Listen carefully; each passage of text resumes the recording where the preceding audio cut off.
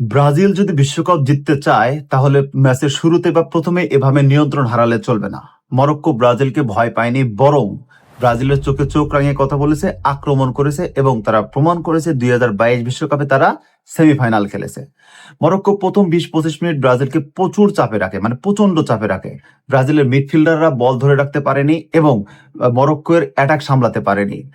মরক্কোর যে গোলটি আসে সেটিও ব্রাজিলের মিডফিল্ডারদের অর্গানাইজেশনের ভুল থেকেই আসে। রাফিনহা কেন বাজে খেললো? রাফিনহা পুরো ম্যাচে খুব একটা প্রভাব ফেলতে পারেনি, কয়েকটি সুযোগ পেয়েও কাজে লাগাতে পারেনি, অনেক সময় সিদ্ধান্ত নিতে দেরি করেছেন এবং ফাইনাল থার্ডে খুব একটা কার্যকর ছিলেন না।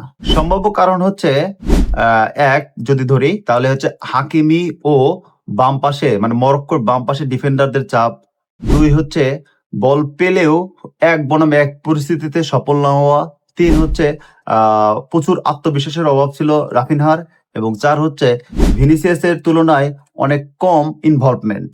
বলতে পারেন ভিনিসিয়াস একাই ম্যাচ বাঁচিয়েছে, কিন্তু রাফিনহা আবারও প্রমাণ করলেন তিনি বড় ম্যাচে প্রত্যাশা পূরণ করতে পারেন না। আজকের ম্যাচে ব্রাজিলের ভুলগুলো চলুন জেনে নেই। এক, মিডফিল্ডের দুর্বলতা। ক্যাসমিরো ও হচ্ছে বুনো গিমারেস অনেক সময় মরক্কোর প্রেসিং এর সামনে অসহায় হয়ে পড়েছিলেন। দুই হচ্ছে সুযোগ নষ্ট। রাফিনহা সহ বা ইগোর থিয়াগো বা অন্যান্য ফরওয়ার্ডরা অনেক ভালো ভালো সুযোগ কাজে লাগাতে পারেনি। তিন হচ্ছে ডিফেন্সের পজিশনিং। মরক্কোর গোলের সময় ডিফেন্সিভ লাইন ভেঙে যায় এবং সাইবারি সহজেই সুযোগ পেয়ে যায়। চার হচ্ছে নেইমারের অনুপস্থিতি। সৃজনশীলতার স্পষ্ট অভাব ছিল। মাঝমাঠ ও আক্রমণ ভাগের মধ্যে বরাবর সংযোগ বিচ্ছিন্ন অবস্থায় ছিল।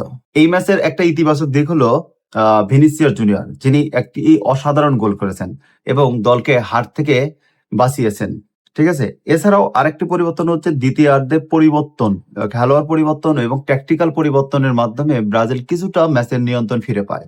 ব্রাজিলের উত্তরণের পথ। এক হচ্ছে রাফিনহার জায়গা নিয়ে ভাবতে হবে। দুই হচ্ছে মিডফিল্ডে আরো সৃজনশীল খেলোয়াড় দরকার। তিন হচ্ছে ভিনিসিয়াসকে কেন্দ্র করে আক্রমণ সাজাতে হবে। চার, ডিফেন্সিভ ট্রানজেকশন উন্নত করতে হবে এবং পাঁচ, সুযোগ তৈরি হলে ফিনিশিং এর মান বাড়াতে হবে।